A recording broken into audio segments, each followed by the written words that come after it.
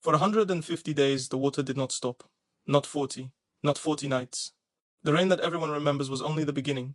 Only the first 40 days of a catastrophe that kept going for 5 months. Long after the sky went silent, the water stayed. Sat on the earth. Ruled over it.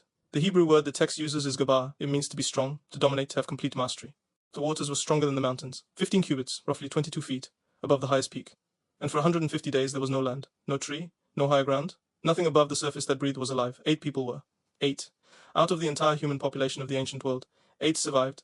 And the question that the children's story never asks, the question that will sit in your chest for the rest of this video, is this: what kind of pain drives the Creator to unmake what he spent 6 days building? Genesis 6-5. Stop here. Read this slowly. The Lord saw that the wickedness of man was great in the earth, and that every intention of the thoughts of his heart was only evil continually. This is one of the most dense theological sentences in the entire Bible, and most people walk right past it. Look at the architecture of it. The word translated intention is the Hebrew yetzer, from the root yetzer, which means to form, to fashion, to shape, the same root used in Genesis 2 when God formed man from dust. The same creative act, the same verb. But now humanity has taken that forming capacity, that God-given power of imagination and design, and every single thing they were fashioning with it was evil. All the time. Without interruption. The Hebrew phrase for continually, kol hayom, means every day, all day. Not sometimes. Not mostly. The text is making a total claim. Inclination. Every. Plan. Every scheme that formed in the human heart had one direction. Evil. And notice what comes next. Verse 6 does not describe God's anger. It describes his grief. The Lord regretted that he had made man on the earth, and he was grieved to his heart. 2 words demand everything here. The first, nacham. Scholars, rabbis, and translators have wrestled with this word for centuries. It comes from a root meaning to breathe strongly, to sigh. In its emotional register, it means to feel deep sorrow, to grieve, to be moved with pain over something. The Septuagint, the ancient Greek translation, renders it as a word related to thumos, meaning passion and anger mixed with grief. This is not the cool, calculated decision of an unmoved God. This is something that cost him. The second word, atsab. He was grieved. It means to hurt, to be in pain, to be carved out from the inside.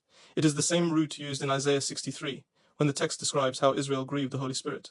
This is not an administrative decision about a failed experiment. The Creator of the universe is in pain over what his creation became. We need to understand what God was looking at. Because the children's Sunday school version skips the context completely, and without the context, the judgment makes no sense. Genesis 6-1-4 describes something deeply strange. The B'nai Ha-Elohim, literally sons of God, are crossing a line they were never designed to cross. The phrase appears elsewhere, in the Hebrew Bible in Job 1 and 2, where it unmistakably refers to members of the divine council, heavenly beings in God's presence. Here, these beings take human women as they choose. The offspring are the Nephilim, from the root nephil, to fall. The fallen ones, rendered in the ancient Greek as gigantes, giants. They are described as mighty men of old, men of renown. Scholars like Michael Heiser have argued that what Genesis 6 describes is not merely human sin, but cosmic rebellion, a doubling down on the disorder that began in Eden, a crossing of the boundary between the divine and the human realm. The flood, on this reading, is not just a response to moral failure. It is God resetting a world that had been infiltrated and corrupted at multiple levels simultaneously. Then Genesis 6:11. The earth was shachat, corrupted, ruined, destroyed in moral terms before God. And it was filled with charmers. Charmers, the word means violence, but not just physical violence. The JPS Torah commentary by Naim Sona describes charmers as the flagrant subversion of the ordered processes of law. It means injustice, oppression, the crushing of the vulnerable by the powerful. Scholar Tikva Fry Makensky writes that charmers encompasses almost the entire spectrum of evil. This word appears twice in the verses describing why God sent the flood. This is the world God was watching. Not just individual sinners making bad choices. An entire civilization whose inner forming capacity, every yetzer, every shaped intention, had been given over entirely to evil, and the structures designed to protect people from that evil had collapsed completely. I want to stop here for a second, because this is where theology has to become human. I grew up watching certain adults in my world do damage, not outsiders, people who were part of the community, people who were supposed to be protection, and I remember watching other adults see what was happening and do nothing. I remember thinking, if someone who is good and powerful can see this and not act, what does that say about them? It took me years to understand that there is a kind of grief that precedes action, that seeing something and being in agony about it is not the same as not seeing it, and that sometimes, not always, but sometimes the mercy is in the ending, not the continuation. I am not trying to resolve every theological tension in the flood account. I am not going to stand here and tell you every question has a clean answer. But I am telling you that when I understood that God was grieved, that the nacham of Genesis 6-6 was not cold indifference, but something that carved him out from the inside, the story stopped being about a destructive God and started being about a devastated one. That is a different story. If you are finding this kind of study useful, if going behind the English text and into the original language is changing how you read these stories, then subscribe. Every video on this channel is built on that same commitment, research, not retelling.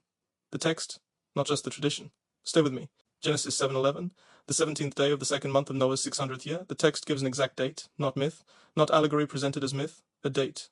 A specific day in the chronology of a specific man's life, And on that day, the fountains of the great tehom burst open. Tehom, this word is loaded. It appears in Genesis 1-2. Darkness was upon the face of the deep, the primordial chaos that existed before creation. The deep that God spoke light over. The abyss that God organized into the ordered world. When the flood begins, it is not just water falling from the sky. The text says the tehom, the great deep, was broken open from underneath. Water surged from below and rained from above simultaneously. The earth was attacked from both directions. This is what scholars mean when they call the flood an unmaking.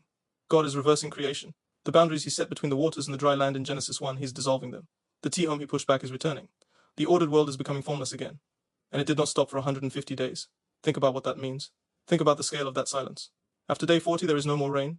The text is precise, the rain lasted 40 days, but the water did not recede. It sat. It prevailed. It dominated. 5 months of a drowned world. Every mountain submerged. Every city gone.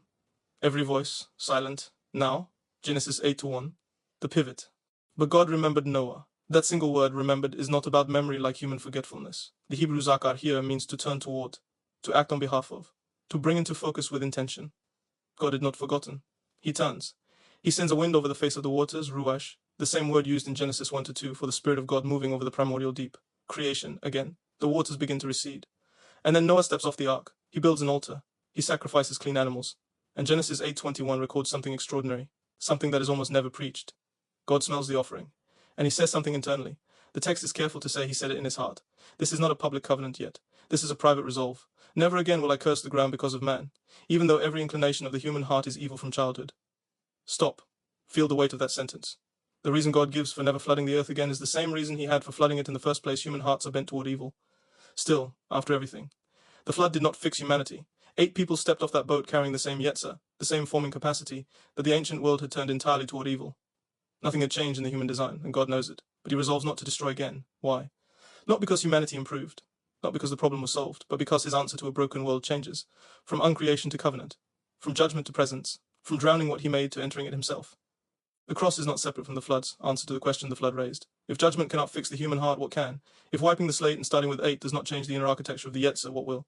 The answer is not more water. The answer is not heart. Ezekiel 3:6-26. I will remove the heart of stone from your flesh and give you a heart of flesh. Not new rules, not a new flood, a new interior. The flood is not proof that God is heartless. It is proof that he is not indifferent. A God who watches chamas, that total, flagrant, systemic violence, and feels nothing would be a monster of a different kind. The nacham of Genesis 6-6 means he was not unmoved. The atsab means it cost him something to do what he did. He was not washing his hands of humanity. He was grieving it. And then he chose again. Not because humanity earned another chance, because he decided to be different toward them than they had been to each other. That is not the children's story. That is the real one. Here is the question this story is actually asking you. The flood revealed something about the human yetzer, that given enough time and freedom, the forming capacity of the heart will bend toward itself, toward power, toward violence. That is not ancient history. You see it in your workplace, in your family, in your city. You may see it in yourself. The question the flood account raises is not, was God justified? The question is, what do you do with a heart that keeps forming toward darkness? God's answer after the flood was not another flood. His answer was the long arc of covenant, presence, law, prophet, and ultimately incarnation. He decided to get close enough on the inside. So the question for you is whether you are letting that process work in you, whether you are engaging with the thing that transforms the yetzer, or whether you are just managing your external behavior while the inner forming keeps going in the same direction it always has. The flood killed everything it touched, but it did not change the one thing that needed changing. Only you can decide whether something else will. There is a detail in the text that I cannot stop thinking about. Genesis 5 tells us Noah fathered Shem, Ham, and Japheth. Genesis 5:28 tells us Noah's father was Lamech. Lamech died 5 years before the flood. His father was Methuselah, and Methuselah, according to the biblical chronology, died the very year the flood came. Some scholars believe he died the week Noah entered the ark, Methuselah. His name in Hebrew means his death shall bring it. The man with the longest recorded life in human history, 969 years, was a walking countdown, and when he died, the fountains of the great deep burst open. For 150 days, the water did not stop. Not 40, not 40 nights, 150 days. And God, the text says, was grieved to his heart.